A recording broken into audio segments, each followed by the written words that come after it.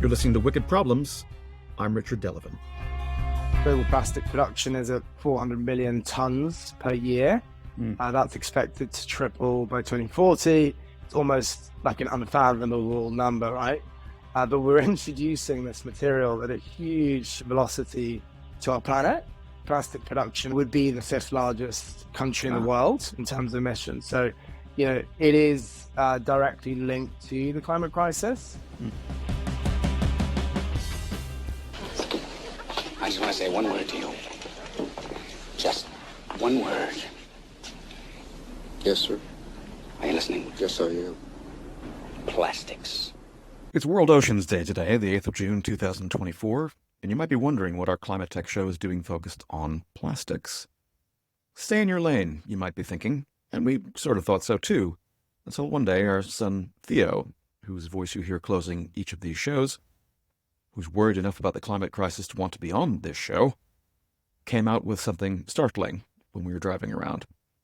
He was much more worried about microplastics, if not more, because the evidence continues to pile up as we see new studies each week that we conducted an experiment on the entire planet, at least on the same scale as putting greenhouse gases into the air. But there's a big difference. It's one thing to be worried about a destabilizing climate and some of the worst effects, but humans can fool themselves into thinking that it might not affect them individually, or at least anytime soon. But plastics is universal. It isn't a future problem. By some estimates, 75% of humans have microplastics in their bodies. Been found in the heart, lungs, brain, and the first poop of babies, meaning they've got it from their mother in utero. It's in the soil, the food chain, and of course, in the oceans. And we have even less of an idea what it's going to do to us than we do of extreme heat, storms, droughts, or wildfires. So when we heard Will Pearson speaking in London recently about his scale-up company, founded on the idea of preventing plastic from reaching the oceans, we wanted to know more. Full disclosure, I was sent one of their products, and I use it. But this episode is not actually sponsored by Will's company, even if I do sound like a fanboy. If you're enjoying these conversations, do give us a 5-star review on your platform of choice, and consider becoming a member at wickedproblems.earth. We hope you're liking the intro music from our friends at Sun Charmer. And now, here's our conversation. Because it's World Ocean Day today, we wanted to bring on Will Pearson, founder of Ocean Bottle. Will Pearson, welcome to Wicked Problems. Thank you so much for having me on, Richard. Couldn't be a more fitting day to be talking about the ocean, plastic, a few challenges that we need to solve. I'm so glad you could make the time. I mean, we met at the wonderful Climate Impact Summit a few weeks back, organized by Stephen Murphy, and great event. And I saw you speaking on a panel, and you said something that just blew me off my chair in terms of a stat about microplastics. And I thought we'd go straight to that. And if you could recount that, tell the audience what you told us in the room. And I imagine people have the same reaction. Yeah, so if I can remember correctly, I think you've probably all seen the news about microplastics. Microplastics being found everywhere, from the air that we breathe, the food that we eat, the water that we drink. I think what we should do is just take a quick step back for a moment and actually just think about the scale of the ocean and the importance of the ocean. The ocean is the world's largest ecosystem. It is absolutely integral in the fight against climate change. It has 78% of animal biomass on the planet. It is a critical kind of pillar in terms of the global ecosystem. Microplastic has been found in many different environments, but I'm particularly interested in the effects of microplastics on the ocean and that critical environment. So I believe the stat that I shared with you was that a recent study has actually shown that microplastics can affect the reproduction of plankton. Now, plankton account for 50% of the oxygen that we breathe. So we are literally potentially suffocating ourselves through the impacts of plastic. I think what's particularly scary is that plastic is what's considered a novel entity, and ultimately that it's a threat to environmental stability through the planetary boundaries framework. And we still really do not know the extent of what we're doing through micro but also macro plastics. So there's a lot of research still happening and a lot to be found out. But I think the headline is it's not good. And if we continue doing what we're doing, the problems can only really get worse. In preparing for this, I had a conversation with my son, who's 16 and also does like some of the VO for this show. And we were talking about this and talking about microplastics, and he brought it up, and he's terrified. And he's like, what happens if it's airborne? I'm like, dude, it's too late. That's already happening. But when I told him what I think was the stat that might have been you, maybe it was one of your co-panelists who recited this study showing that 75% of humans now show signs of microplastics in their blood and other, kind of bodily systems. And the body horror of that, right? So for a 16-year-old, hearing this is so visceral, right? That it was something that made me think, like, even though we haven't covered plastics on this show because we frame ourselves as being a show about climate tech, and I'm like, well, is it really in our space? Is it not in the space? But you hear that and you're like, actually, how could you not, right? Be part of that conversation.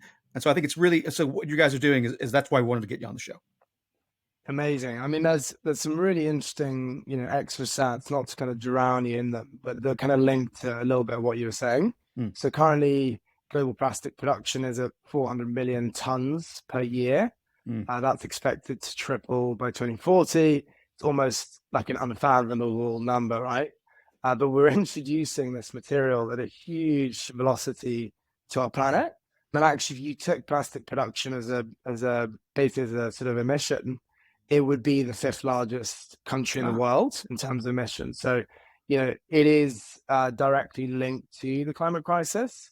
I think what we're seeing more than ever is that the nature crisis and the climate crisis are both completely interlinked, and we can't really, crack one without the other, or we can't ignore one and then deal with the other. Well, I mean, love to get it. We'll get into that definitely. But I wanted to ask you in terms of your own personal kind of how you came to be doing what you're doing now. And I want to talk about the company in a second. But did you have a sort of aha moment where you decided that plastics was the thing that you, as a challenge and reducing the amount of plastics and obviously the damage to the oceans, that this was something that you needed to be more involved in? Yes, I think I probably had a few different aha moments, and there's a lot of challenges out there, right, that kind of need tackling in our lifetimes. And I think I was interested in tackling quite a lot of them. And it's almost, you're kind of spoiled by choice, almost, which is a terrible thing. But I think, for me, the aha moment around plastic was very tangible. It's very visible. So I was actually working out at sea for a year as a deckhand in the Indian Ocean. And the owners of the boat that I worked on, they bought about 1,000 Evian bottles for their family to consume on a 2-week holiday. And they would basically, drink a sip, leave it on deck, get warm. I'd have to pour it out, crush it, put it in a black bin bag.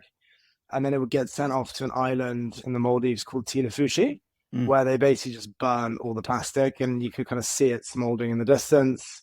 And since, researching that further, you can actually see it kind of drifting off into the ocean.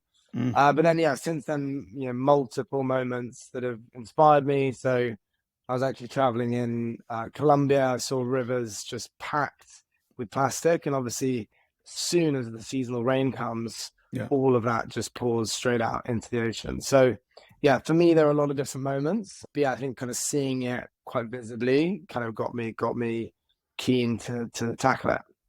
Right. And I suppose that, and so you I think 2018 is when you founded Ocean Bottle. And so it sounds like it's been a bit of a journey, and you had a bit of a background in retail and kind of sporting goods. Because again, I'll let you explain what the company does, but I think that I'll just disclose that your folks very kindly sent me a brew flask, which I can highly recommend. We'll come back to my endorsement, which we never do on the show, a bit later. But anyway, over to you. Why did you found this company? What's its mission? Why did you do that in 2018? Thanks, Richard. So with Ocean Bottle, we really wanted to do something super simple. I think we found at the time that people wanted to do something about this challenge of ocean plastic. Blue Planet 2 had just come out with David Attenborough. But what I think we found was that it was really hard for individuals to actually make a difference, and particularly at global scale, right? So we basically wanted to create a really simple way for individuals, you, me, people in general, to actually make a contribution to tackling the ocean plastic crisis. So the first thing we decided was that every product would fund collection of 1,000 plastic bottles in weight. For the Europeans out there, that's 11.4 kilograms of plastic. For the Americans, it's 25 pounds. And really, it's an enormous amount of plastic that person can really take a sense of kind of impact and ownership over. And individually, they're making a difference, but collectively, we're actually really moving things at a decent scale. So in December, we hit our billion bottle milestone. So we've now collected 1 billion plastic bottles in weight. We fund plastic collection projects in coastal communities all around the world. So in the Philippines, Indonesia, India, Ghana, Kenya, Brazil, you name it. And the common theme is basically we'll enable people to come and exchange their plastic waste in areas that have really high levels of plastic pollution and exchange that for an income, but also access to social resources. So for us, it's all about environmental and social impact. And yeah, our hope is to really scale this up many, many times over, because what we've achieved is still a drop in the ocean. Oh, you're on mute. Sorry. God. Old guy on video call keeps putting himself on mute. Excellent. Yeah, not a cliche at all. Anyway, moving on. I'm going to leave that in, by the way. I'm just taking the piss out of myself as part of the fun of this show. So I'll do it next. Okay, well, that's okay. I'm normally the one who has to do it, so it's all good. So I guess, so tell me about the company's growth, though, right? So in 2018, you had a Kickstarter. Now you've had an A, right? I see on Crunchbase. Again, you can agree or disagree what their numbers say, but you've raised about $9 million, from various, funders. And so that means that people see a potential for your business model to be able to scale, clearly, because they see an opportunity for return. Venture money doesn't do these things out of altruism. And I think you had a background, as I understand it, looking at your bio, in retail that allowed you to actually get the idea that actually people would like a really cool piece of swag in order to be able to kind of also that did a thing that would enable them to do something meaningful towards dealing with an environmental challenge. And so it feels like you've, over the 6 years, definitely got some traction. So tell us about that part of the journey. Yeah, amazing. I mean, great question. I think the first place to start is actually probably with, why did we choose a reusable bottle, right? Why did we go for that product in the first place? A lot of people ask us that. I think for me, it was really obvious. Everyone drinks water, so there really is no excuse not to get involved. But I think we also found that the first thing that people were buying on their sustainability journey was often a reusable bottle. Right. And I think it actually said something about their commitment. So we wanted to allow them to kind of 1,000x that and do much more with their purchase or their gift or, whatever that might be. So when we started out, we knew that we wanted to have kind of best in class impact in terms of the product, but we also knew that we wanted to have a best in class product design. So we spent about 1.5 years designing and developing the product in Oslo, in Norway, which actually grew up there for half my life. Some half Norwegian. Spent a lot of time on the ocean there as well, actually. So there's probably something to dig into there. But yeah, so we kind of spent a lot of time designing and developing the product to make sure it was really good. And then we launched with a Kickstarter, which was a really kind of make or break moment for us. I think we said, if we don't sell 1,000 of these, we're going to completely pack it in. Like, this is a kind of give up or go forward moment. And yeah, we went from a Kickstarter. We had amazing support from an incredible community that really got us off the ground. And then we actually found that from there, we started to build a lot of traction with corporate and brand partnerships, where the product in many ways was a blank canvas for them to communicate their own commitment to a better future and to actually do something that was quite tangible and traceable. So yeah, since then, that's really kind of fueled our growth. We've gone from a team of 2, myself and my co-founder Nick, to now a team of 50 based in London. And yeah, we're really excited to kind of take things to the next level, because yeah, things have definitely changed since the outset. Cool. I mean, I was actually looking at, I see there's, yeah, that seems right. In terms of LinkedIn, how many people you've got these days and how much it's grown over the last couple of years. So congratulations on that. I suppose I want to come back to what you alluded to about your background in Norway, because it was something I saw a video of you doing a kind of a Dragon's Den type pitch at a Norwegian event in 2018, which I did want to ask about. So I'll come back to that in a sec. But I also wanted to ask, in terms of the journey itself. I mean, like, where ultimately you found an audience and you've found customers and you've gotten some traction. But in terms of it being an investable thing, I think a lot of people struggle. And I guess talking to both investors and founders and journos who cover the space, not everybody gets to where you've gotten to in terms of getting the A away and getting the opportunity to be able to scale. And what do you think has been a key factor in allowing you to be able to get to this stage?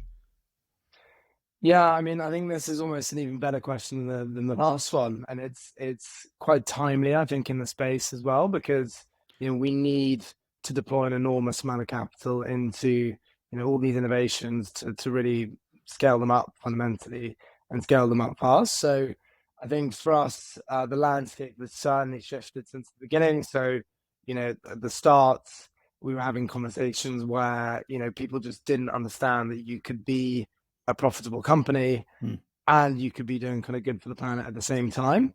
I think that's something that my co-founder and I really tried to set out to prove at the start, that actually those two things didn't have to be mutually exclusive. So in our first year, we made a commitment from there that we would give 15% of our revenue to impact. That's really core of our kind of business model. So 15 times 1% for the planet, which is Patagonia's movement. Right. But we were also able to generate a 26% net profit margin in that first year. So I think we were able to prove that actually these two things don't have to be mutually exclusive. And if you find the right customers and kind of get the right traction, you can deliver on kind of both areas of return. So yeah, we've tried to prove that. I think we've had really challenging times on that journey. So whether it was COVID, we lost 90% of our revenue, basically month on month. We had kind of the economic downturn, which was again pretty challenging. But yeah, I think we've been really lucky to find amazing customers and then some great advocacy from those people that has allowed us to continue to kind of propel and grow and drive forward the journey.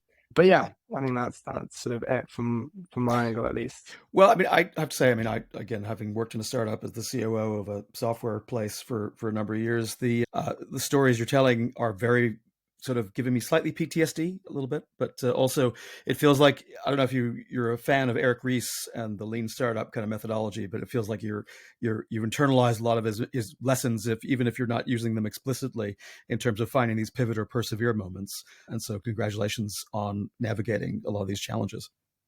Well, thank you. It's interesting that, I think we really tried to adopt that lean methodology, but then I think you realize that you also can't just keep pivoting. You kind of have to set a bit of a longer term plan, right? Yeah. And then stick to that. But I think what we found was that whatever was working, we just pressed that even harder. And that then gave us that kind of traction to then go out and show, actually this is maybe hopefully a worthwhile investment, particularly with impact investors and family offices who often blend that philanthropy with financial return. So we've been lucky with that. Well, I think, and I don't think I'm telling tales too much out of school, but it might be. So if someone's going to get upset about this, then I'm sure we'll get emails. But I was at a reception in London for the Penta Group, and so thanks for the invitation, folks, and got talking to folks from, amongst other places, Drax. And so I might be getting into trouble by revealing this story, but apparently your bottles, right, the ocean bottle swag that's branded Drax, sitting in their kind of corporate comms closet or marketing closet, is like so in demand they have to lock up them in a special place, because otherwise they just walk out the door. So that's, for me, that was like, if I was an investor, that would be for me an indicator of like, oh, actually that is a huge signal about the kind of like intensity of feeling about the product And I did have, again, like, we don't do endorsements on the show, but I will say the first time I put tea in this thing and I opened it up an hour later and I burned my mouth because I did not expect it to be that hot. So as a product, I'm not saying we're like saying go out and buy it, but maybe you should. I'm saying like, this is awesome. And so you've created a good product, an excellent product. And I think that it's not surprising that it's great to see you've gotten the traction you've gotten. Well, maybe we should put a bigger warning on there for starters. It sounds like sorry. I don't want to sort we do have a lot of lawyers who listen. I don't want to give them any ideas. So, but I think that the of- main thing is you're quite adequate on the site saying that it really does keep stuff hot. So I think you're good.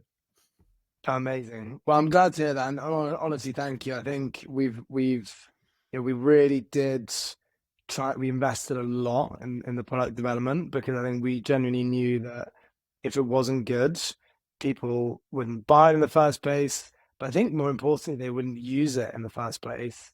I think what we really wanted to do is not become another reusable bottle that sits in your cupboard, that actually is the product that you go out and use every single day, which is really, something that's really important to us. So I think we see that a lot with our brand partnerships kind of time and time again, that actually it's a product that really gets used. I mean, it was the first insulated bottle that could go in the dishwasher, which is kind of crazy. But we've even put an NFC tag in it, so that you can register your bottle and fund more plastic collection for free every single day just by using it. So there's a lot more that's kind of coming, and we're building out within the ecosystem that hopefully just kind of fuels and drives that even more, because it's absurd. People buying bottled water is an absurdity in my opinion.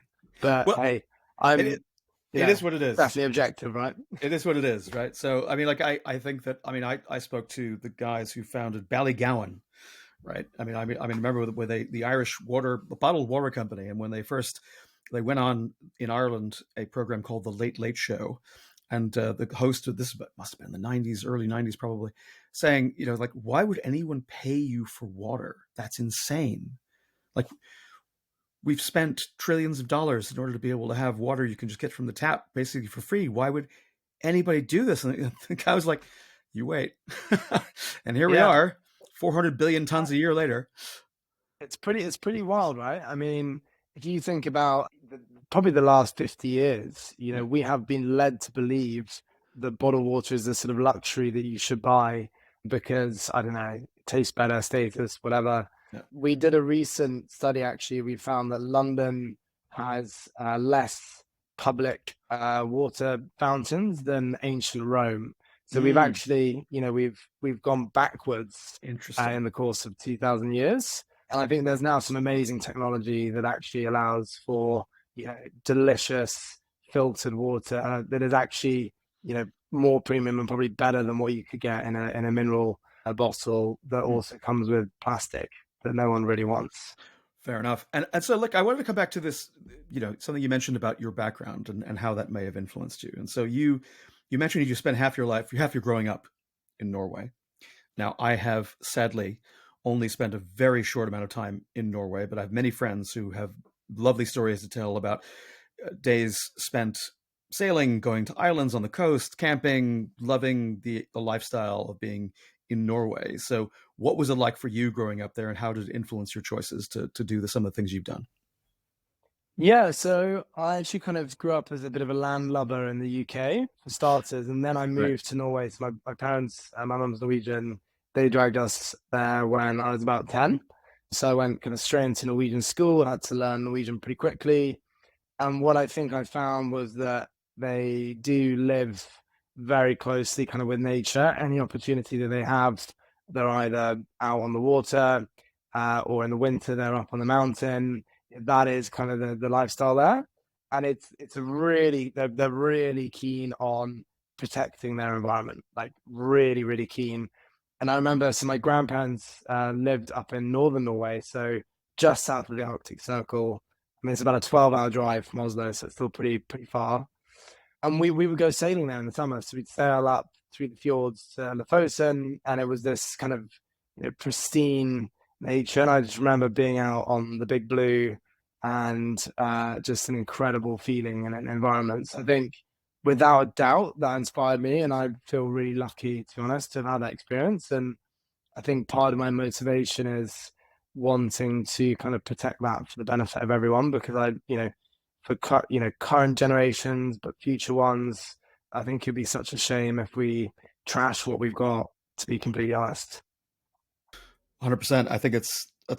I think for many people, it's very interesting. I think for, going back 100 years, 120 years, 130 years, the relationship between environmentalism or climate activism and conservation has been complicated.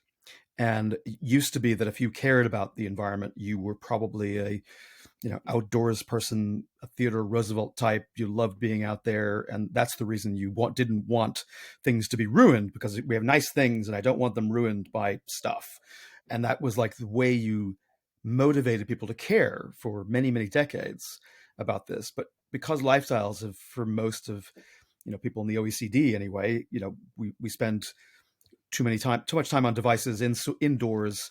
I mean, crikey, I won't talk to my kids even more, but I would just say that, the amount of time spent inside on devices and preferring to do that is just different from when I, who grew up in the Pleistocene era, was growing up.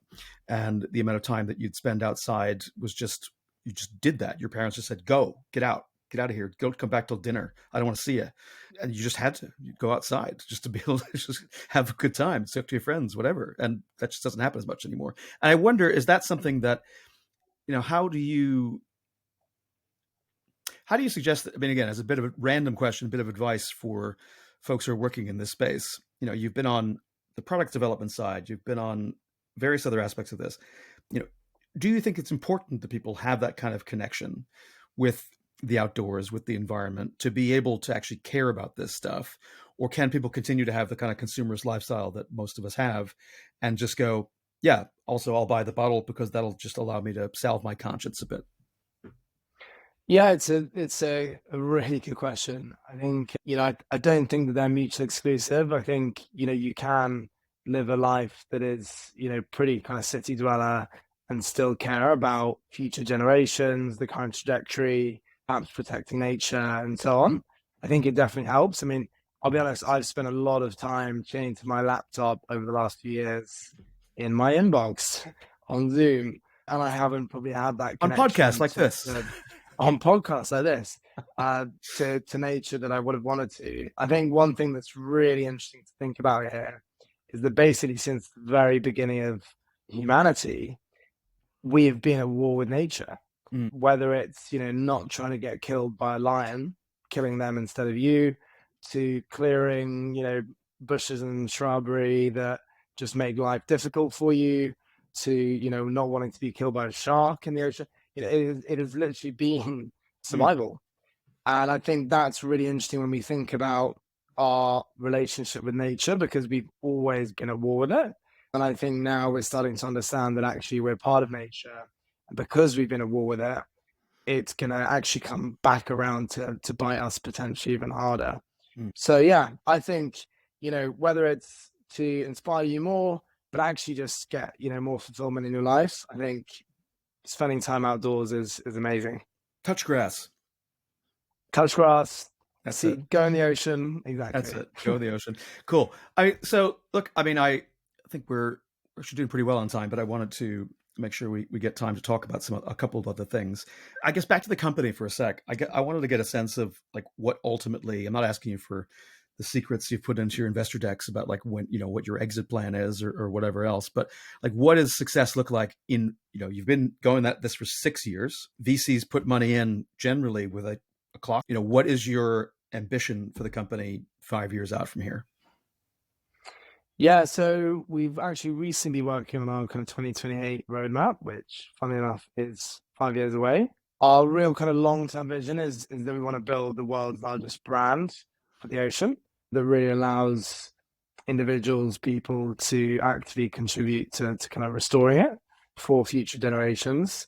So that's kind of a really lofty goal, right? And it's in many ways a moonshot, and we don't have all the answers in terms of how we might get there, but the impact of that with our kind of business model could be truly enormous. But I think in a more shorter term sense, we want to get to the 7 billion bottle mark as quickly as possible. So that's equivalent to the weight of the Great Pacific Garbage Patch, which is the largest accumulation in the ocean. So we want to prevent another one of those. But then we want to probably actually get far beyond that and be preventing as many of those as possible over the coming years, because the rate of plastic flowing into the ocean is still accelerating. In just a practical sense, in terms of the company, so we are expanding and investing in our kind of physical product range, so creating more ways for people to make a difference and have that kind of tangible mission reminder in their life every day. But then we're also building out a lot of digital technology. So we've got a traceability platform called Ocean Code that basically allows people to see where their plastic's being collected, when, and we're actually opening that up to other brands so that they can add plastic collection to any product or service. So if you are a giant coffee chain, you could collect 5 plastic bottles for every refill in store. A company selling sustainable wetsuits that could collect 100 plastic bottles per wetsuit. Right. So there's loads of different ways for people to get involved. We'll also be relaunching our Ocean app, which will again allow people to kind of make that daily contribution, but also for free. That sounds amazing, and we'll look forward to keeping on top of that, and hopefully you'll come back on the show to update us about some of these things as they develop. I guess I also just wanted to ask, because it's something that I think you alluded to it earlier, and I think there was a little bit of discussion when we the event we first met at about the debates about the plastics treaty, because it does feel like even the bigger developed economies, at least the folks who are trying to steer policy, kind of looking at the numbers and the exponential growth in plastics and are quite concerned about this is actually going to be not just an annoyance, not just something that, even compared to climate change in some respects, that this actually is perhaps as equally as bad a problem because of the way that we're headed. And I want to ask you about that in terms of your views on where negotiations are about doing something about the creation of plastics and their ingestion into the environment. But I also just wanted to ask a question about recycling. So I grew up in a place where we collected bottles. We go back to the supermarket where we got them, or anywhere that someone else got them in New York State. We get, I think it was 5 cents for each of the bottles to be able to kind of get some, supplement your allowance, be able to kind of get a little, video game money, get a little money for a big gulp at 7-Eleven or whatever. And that was great. But of course, when I now look at the different chemistries that are used in different plastic products, and all of them universally have this recyclable symbol. But of course, for many of that's simply not true. And part of that being the chemistry of the individual product being a mix of different types of polypropylene or whatever else that actually don't allow you to have a pure thing, as opposed to, the insulation of this, like the metal that you can actually pretty use easily as an alloy or as a pure metal, kind of reuse in some way.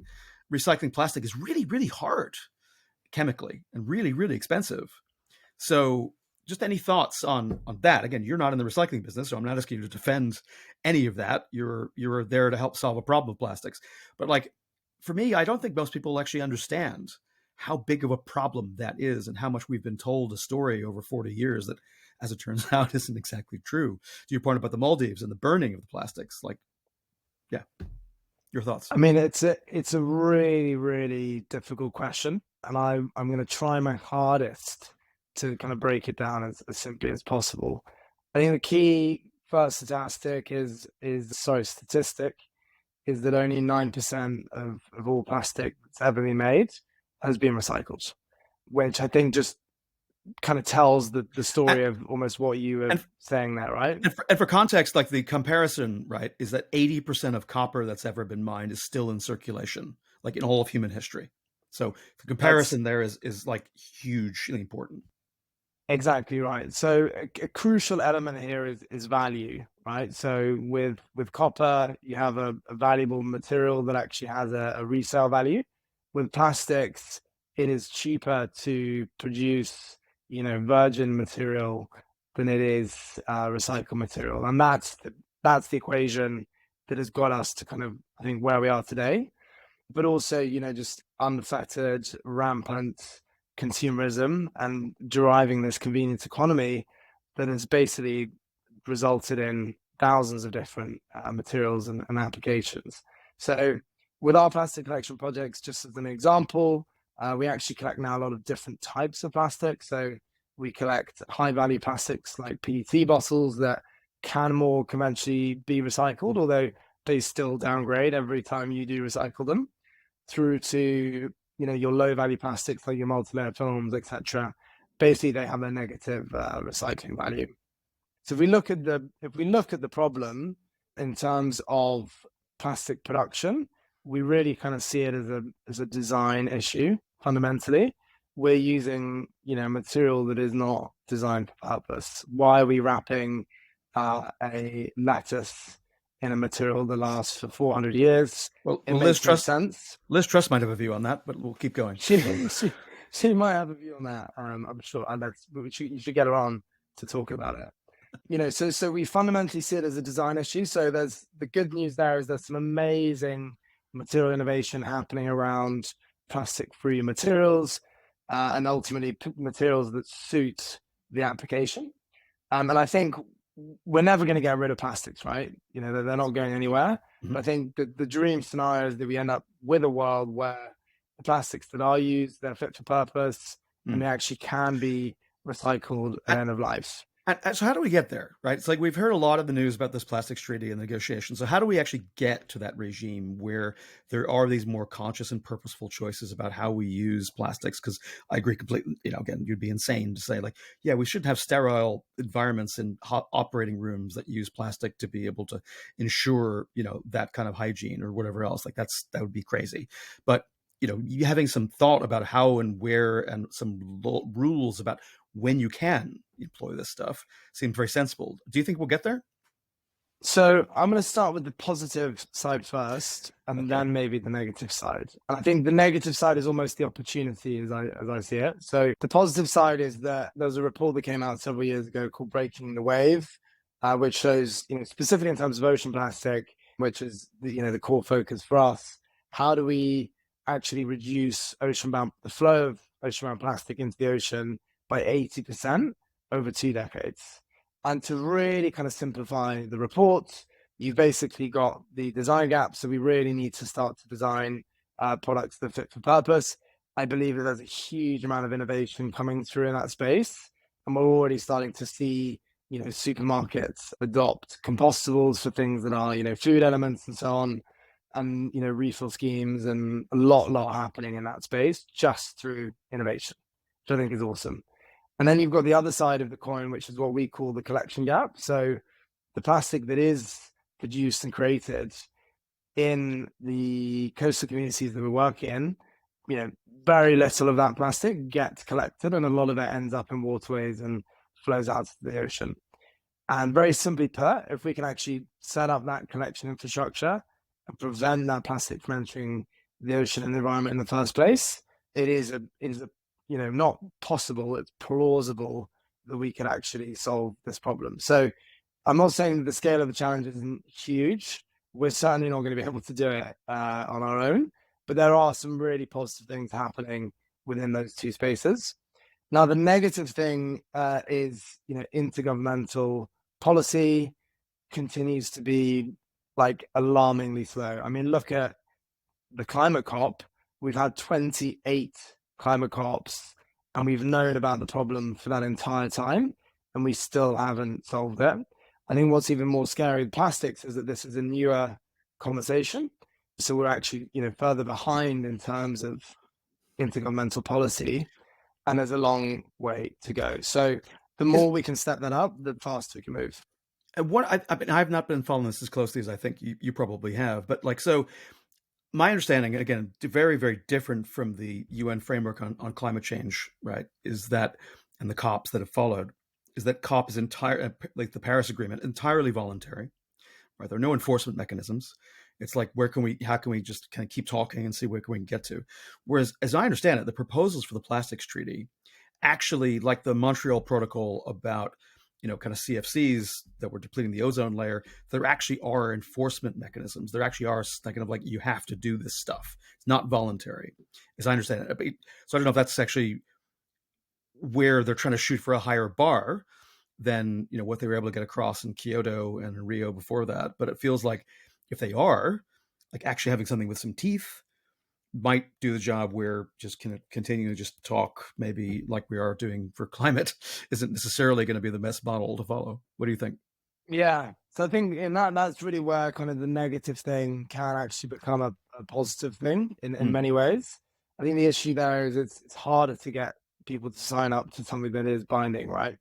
So there are really polarized opinions within the space, but there are some potentially promising signs at least. And I think, for example, if we could see extended producer responsibility come out, that could really change the game, because then producers are being taxed for every extra, kilogram of unrecycled material that they put out in the world. So it creates that financial incentive to really shift fast. So I'm, dreaming that that's something that we'll see.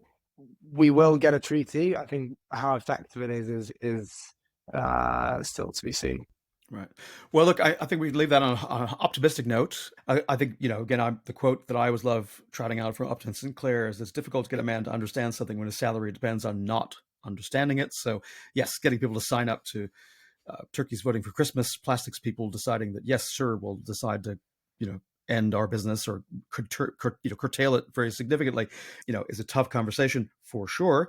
But before we let you go, Will, thank you so much for taking the time. I've really enjoyed this conversation. And before we let you go, we ask people who come on the show if they're willing to share 3 things, we call them catalysts, that have influenced their points of view on climate and climate tech. They might be books, they might be experiences, they might be films. We had an art installation in one case, so it's pretty wide open. But I think listeners and viewers are always interested in hearing from folks like yourself of the things that have kind of like been stars on their journey that'll help guide them. Yeah, so I had to give this a little bit of thought. I think for me, this was probably 3 different things. They're quite broad in many ways. The first one was understanding the problem. The second one was Net Positive, which is a book by Paul Pullman. And the third one was around possibility.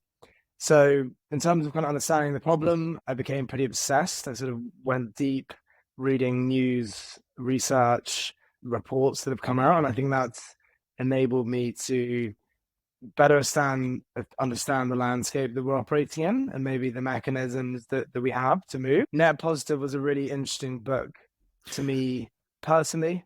So tell us about that, because again, that's the Paul Pullman being the former Unilever CEO. So like, just maybe explain a little bit about what that book is about. Yeah, so the book is really all about business being a force for good. And I think we're big believers here at Ocean Bottle that capitalism is what's gotten us into this mess, but it is also what could possibly get us out of this mess, the fastest. So I think it's a really exciting model that we've really tried to adopt as a business, which is ultimately that what we do is net positive for both people and planet. So there's that additional dimension to maximizing shareholder profits. And that's now kind of more metamorphosed into a new movement, which you probably know is more about kind of regenerative thinking. But that for me back then was really inspirational. And then the last thing is, so when you work in this space, for many people involved here, it can be really disheartening when you start to pull back the rug and you understand the scale of the problem. Getting a bit of a nod there from Richard. But I think what has made me feel most positive about potentially solving these challenges is honestly meeting these incredible innovators, at different summits, forums, places that you can get involved, and the rate at which brilliant minds are flowing into this space, because they understand that it's so crucial to the future. And we've done some amazing things as humankind. So if anything gives me hope. It's just like, it's the scale of that and getting more people involved. Well, gosh, that's a great place to end. I mean, we've had, I think Solitaire Townsend, if she was here listening, I think we'd probably call you a solutionist. And, maybe in a second edition of her book, she'd be trying to get you involved, because I think it's a terrific way of viewing both the problem and the ability to have some agency in helping to contribute to a solution. So thank you so much for joining us. Will Pearson, founder of Ocean Bottle. And just to be really clear, I have not accepted any money from Ocean Bottle to endorse their product. They did send me a free flask, but that's it. And I just wanted to get Will on because I think that what they're doing is really, really cool. So Will, thank you for joining us. Richard, thank you so much for having me on. It's been an absolute delight and a real pleasure. Thank you. Thanks.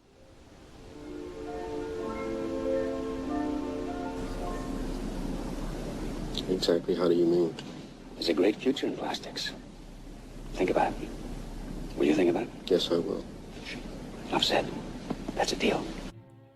Thanks for listening to Wicked Problems, made possible through the generosity of people like you. If you liked this conversation, please share it and leave us a rating and review on Apple Podcasts or Spotify. It really helps people find the show.